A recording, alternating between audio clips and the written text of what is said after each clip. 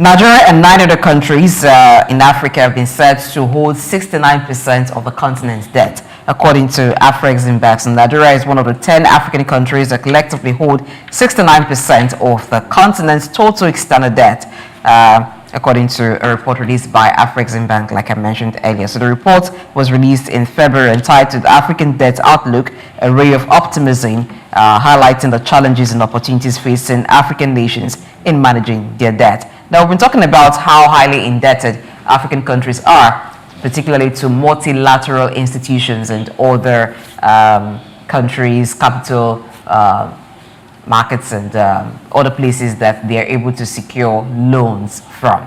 This is a concern. If Nigeria is one of the top 10 countries in Africa that holds 69% of the continent's debt, it's a lot. But for Nigeria, there has been the argument that Nigeria is very much credit-worthy, and every country borrows. So if Nigeria is still being able to borrow, that means the lenders see Nigeria as credit-worthy.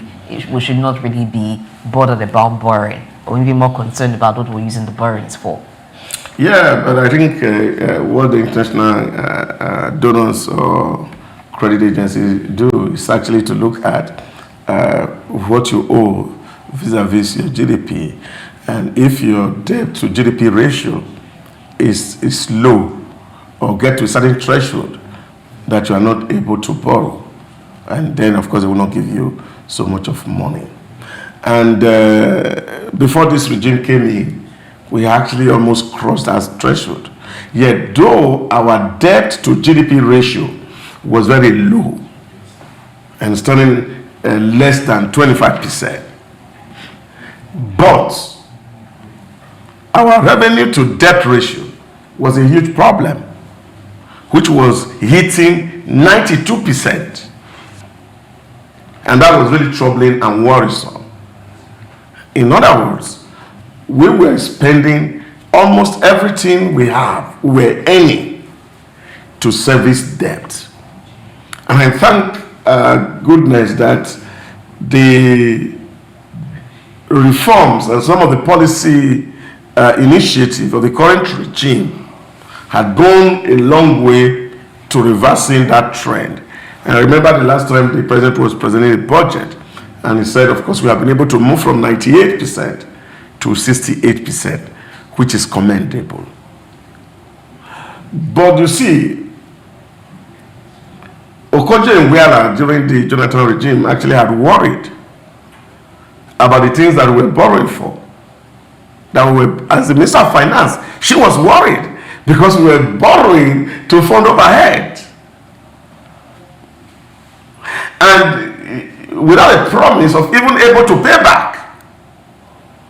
Because those borrowing were not invested in productive engagement that we are able to recoup whatever we borrow.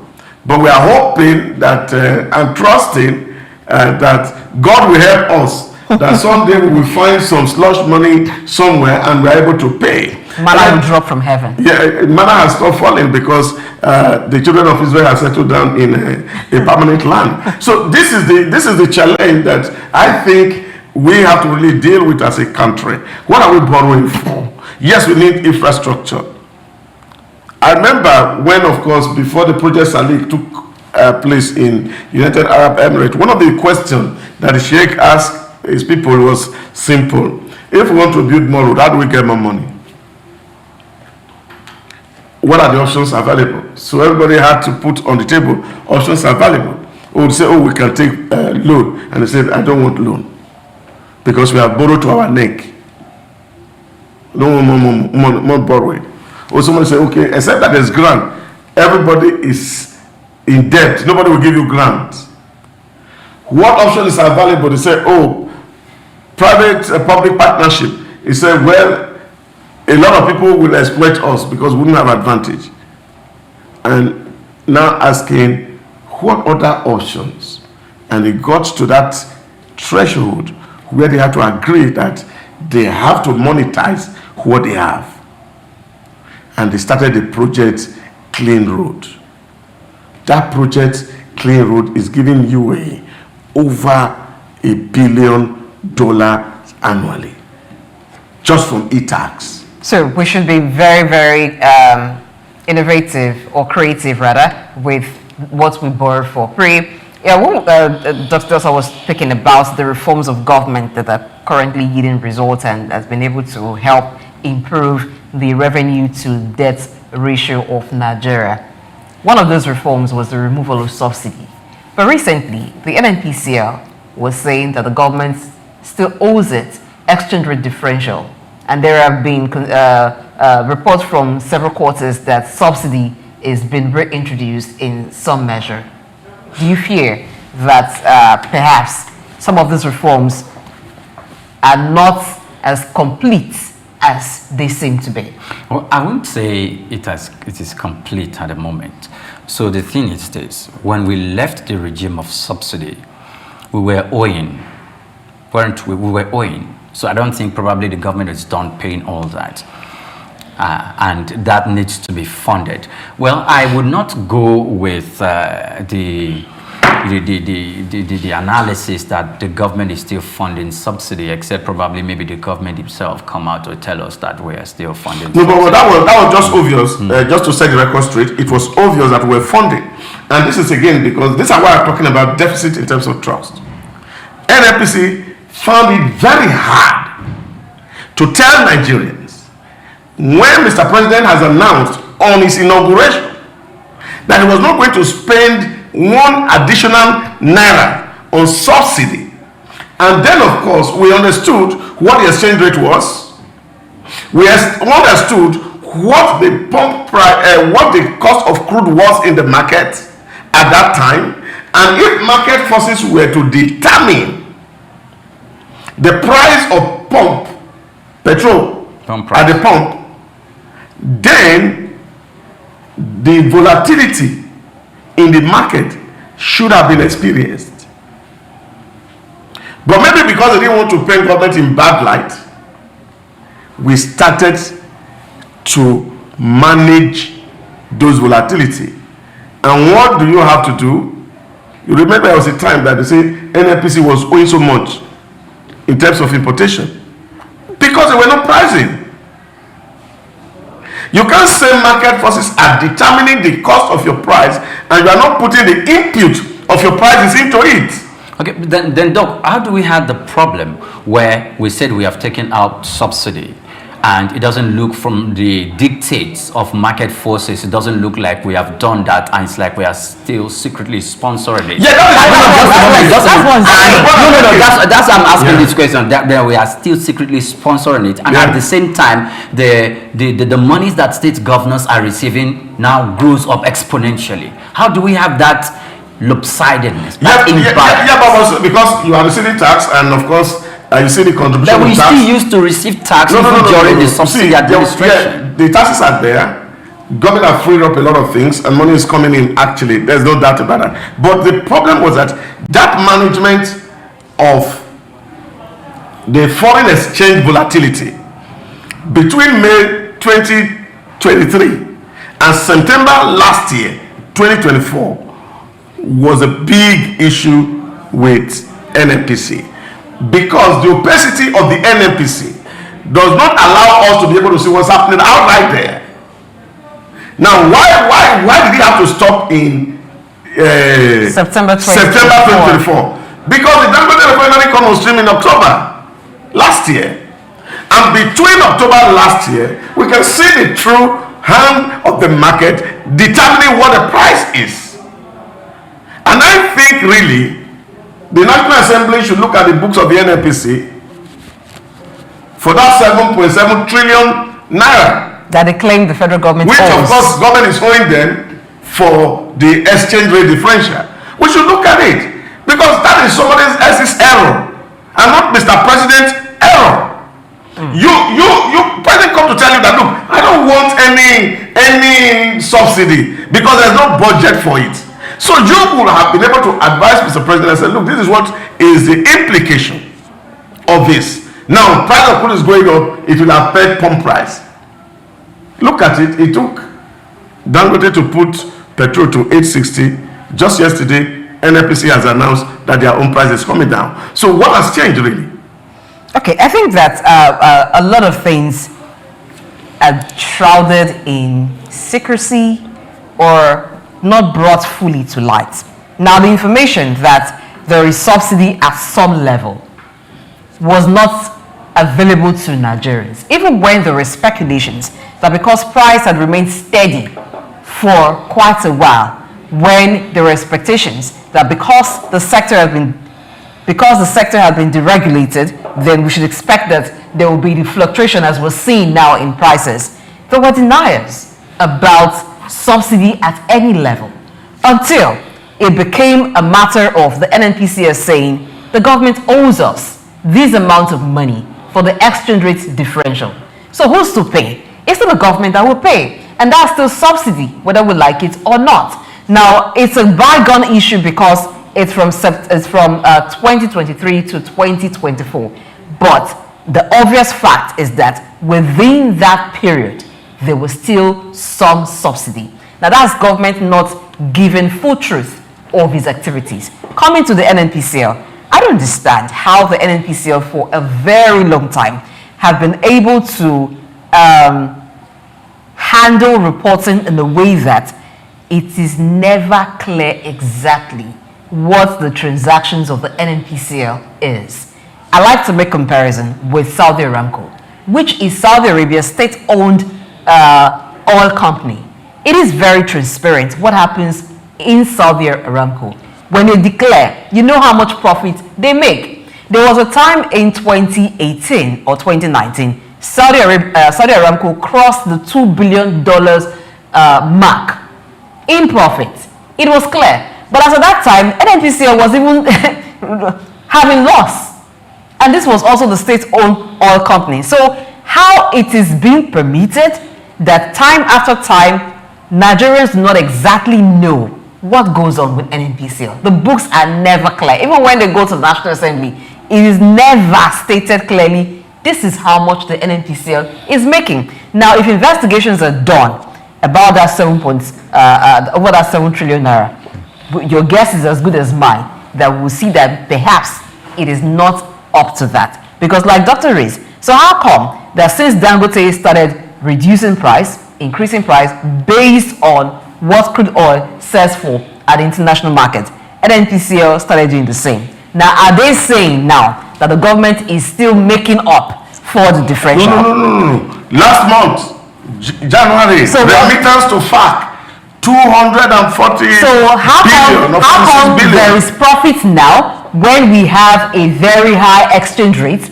and there was no profit at the time when exchange rate was not as high as this? So it shows that more needs to be done in terms of how agencies of government are run. Because we're paying subsidy. In 2018 that you referenced Saudi Aramco company, is because Nigerian government they were paying big trillions of naira in subsidizing the premium motor spare. No, we're talking about Saudi Aramco declaring profit, yes, and then NPCL suffering loss.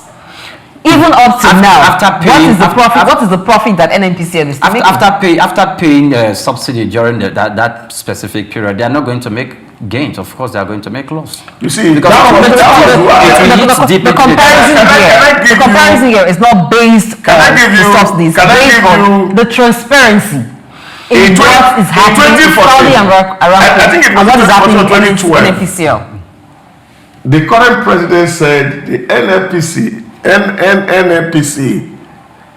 was the ATM of the ruling class. And for years, that agency is not audited. So the operation is shrouded in secrecy. And I think what is happening is that Mr. President is turning the satellite into that place.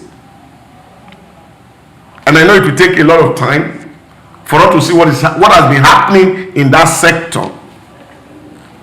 And I hope sooner than later, Doc, we can be seeing trillions. Let's get back to the issue of debt. Yes. Now, how do we so you can address it at once. How do we resolve this issue of high debt level? 10 countries owing 69% of the continent debt. That's huge for these countries. Yes. The repayment plan, African countries have been asking for debt relief, but it doesn't look like that's forthcoming. Yes, okay. So before I start doing that, let me quickly just reference something, which when Doc starts, is going to talk about that. This administration is coming from Obasanjo to Yar'Adua. I'm not certain about Goodluck Jonathan, but probably maybe himself also, then to Buhari, and now to Bola Ahmed Tinubu. They were all acting in the capacity as ministers of petroleum resources. So if we begin to talk about the NNPC lack of transparency in its dealings and its businesses, the chief executive arm of government is very, very complicit. We understand that. Great. We agree. So 100%. That was why President Tinubu said it was the ATM of the ruling elite. Okay. So the executive arm of government cannot be absolved from that issue. So now let's come to the debt crisis issue.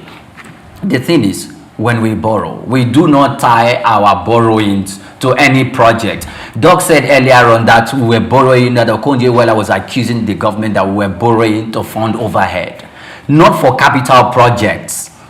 Not for capital projects to build infrastructure or roads or manufacturing and industrialized hubs so that we can have roads tied to these places to boost economic activities. No, most of them, when you look at them, you see that we borrow to fund things that will make us accumulate more liabilities. And where do you think we were at? I am not surprised we're at this particular stage. But there's a light at the end of the tunnel, though. Yeah, but you see, that is the point that everybody seems making. Where there's no vision, energy is wasted, and that's the biblical truth. When you have a direction where you're going, you're able to actually walk your way toward that direction. And I think this is what we have not had for a very long time. And it is first time that government is sitting down to actually plan its actions. I said it even before the election, and I said it's good for Nigeria because for the first time you have a politician win election in Nigeria. At least the first politician to be a president in Nigeria who is able to manage all the contradictions and able to see how we can actually head toward some measure of prosperity. And I think that's what we are seeing in the balancing act that is taking place right now. Although a lot of people, of course, within the ruling class are actually fighting back hugely. And that's why I can see these storms gathering everywhere because business is not as usual. So, but the beauty in all this for me is that it is good to see that 69% of all the external debt in Africa is domiciled in Nigeria. And yet, we can even point to say, okay, things are fine. There are no roads. Our airport infrastructures are bad. We have not even been able to counter ourselves in terms of identification. And there is really that you can be thinking that why are we owing this much? And there is so little on the ground to show. And I think these are the things that that government must stop borrowing and start to look inward. Because there are things that we can do immediately that can actually earn us some resource. I believe in the principle of effectuation. You start where you are. And be honest enough to let people know where you are. And then, of course, giving them promise that this is where we are today. Now, if you do XYZ in 10 years, in 15 years, this is where we will be. And then people can hold you trustworthy. Not over-promising, then under-delivering. And I think that the policy which the president have been advocating that for every governor, for every president, even local government chairman, and I think it should be a thing around Africa that every leader that borrows, whatever debts that your administration incurs, your administration should pay. So that people are not borrowing recklessly because they would leave the debt for the incoming administration to begin to figure out how to service and how to pay. When that is done, whoever is borrowing will think twice, would ensure that what they're borrowing for is worth it, and there's a repayment plan so that the continent is not burdened with debt, and that becomes something that draws the continent back and hinders development. There's so much of reckless borrowing that's happened in Africa. I remember 6 billion for a Greek project, and when it was queried at election, and the person said, well, the loan failed. And that's an ambiguous statement. It was borrowed to plant rice, and at the end of the year, nobody saw a bag of rice, and they said it failed. And then you get to hear incoming administration saying, we inherited these amount of debts. That should not be encouraged. It depends on, it falls on the people to demand accountability. Instruments of government, the National Assembly that are approving some of these loans. When we're approving, do we question?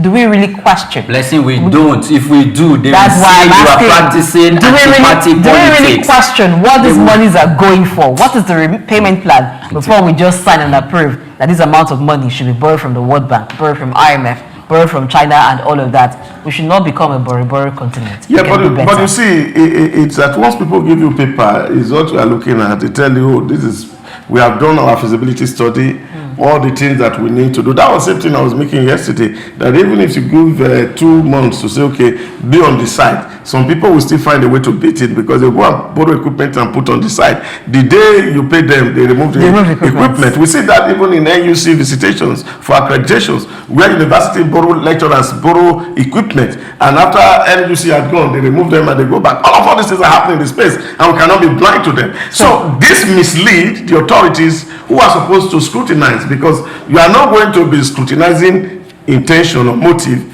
You are going to scrutinize what is on the paper. And if what is on the paper is right, what do? You approve. Now, it's not left for the person who brought the paper to say, okay, this was what was borrowed, I'm using it for the same purpose. There is still room for investigation and due diligence. We can do a lot more than just looking at paper and appending signatures to it.